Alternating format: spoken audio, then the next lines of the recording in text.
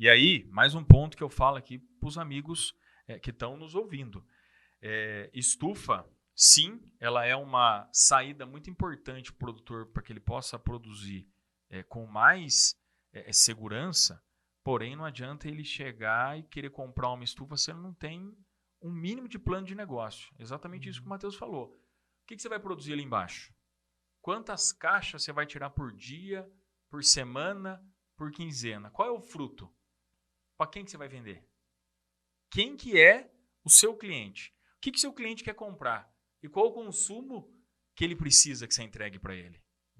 Tanto é que vira e mexe e pergunta para mim, qual filme que a gente tem que vender? A pergunta é errada. Qual cultivo? E a gente tem que entender a necessidade do cliente. Exatamente. Esse é o principal. Esse é o principal. E não adianta o produtor montar uma estufa e depois ele correr atrás do cliente dele. Primeiro ele tem que ter o cliente. O que seu cliente quer que você entregue para ele? Qual fruta? É tomate? Tomate grape? Tomate italiano? Tomate... Qual é a variedade? É pimentão colorido? É hidropônica?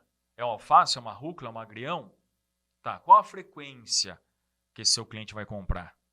E aí sim, você vai produzir para esse cara. Contrato de fornecimento, gente, não tem segredo. E o que muitas vezes a gente vem, né? E aí é um ditado, né, que a gente fala, correr atrás do rabo.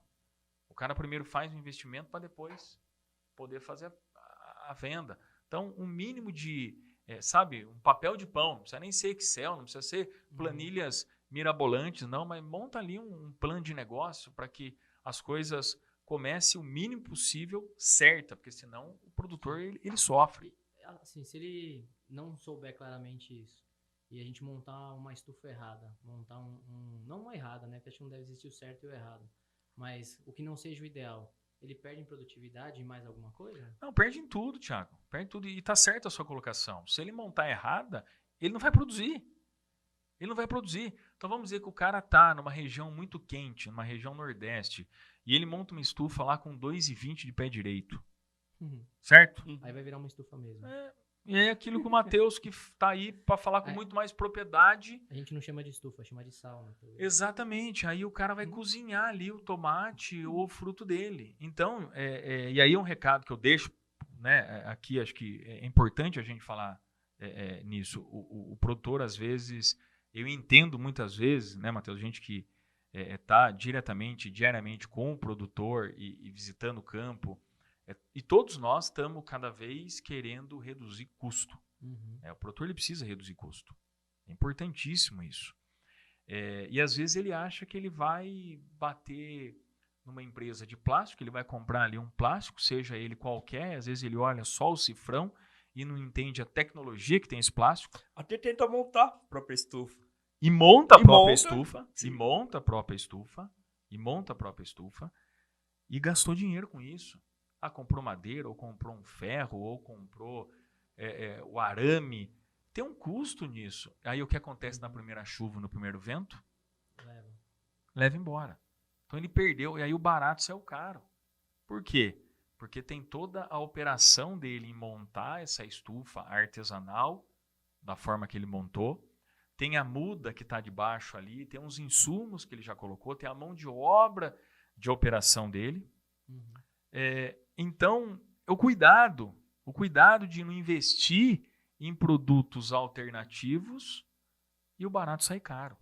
E muitas vezes acontece isso. Muitas vezes. Até falando assim, né? É um pouco também da cultura do brasileiro isso, né? Exato. A gente fala do agro, mas acho que tá meio que em todo lugar. A gente sempre tenta montar um sistema mais caseiro, tudo. E tá certo, Thiago. Tá certo. Eu não acho errado, não, o produtor. O que eu quero dizer com isso?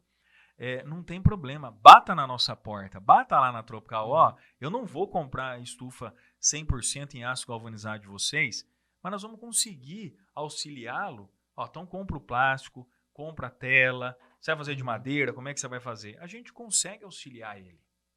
Não tente ver uma estufa e queira fazer, porque é aquilo. O produtor ele tem que se preocupar em produzir. Sim. Nós, Tropical, temos que pensar... Estamos lá para ajudar o produtor, que o nosso know-how é estufa agrícola, é cultivo protegido.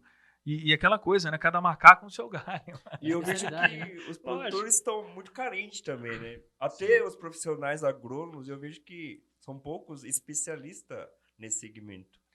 Sim. Ô Matheus, em cultivo protegido, cara, eu acho fantástico essa iniciativa de vocês e parabenizo de novo aí a Negreira em fazer o Plástico Negócio. A Tropical vem muito forte também em lives. Até fica o convite aí da gente achar uma data da gente poder fazer uma live junto também no nosso canal. Matheus, e você pode falar com mais propriedade pra gente? Agrônomos formados em cultivo protegido. Não tem. Eu tive uma disciplina de 1 hora.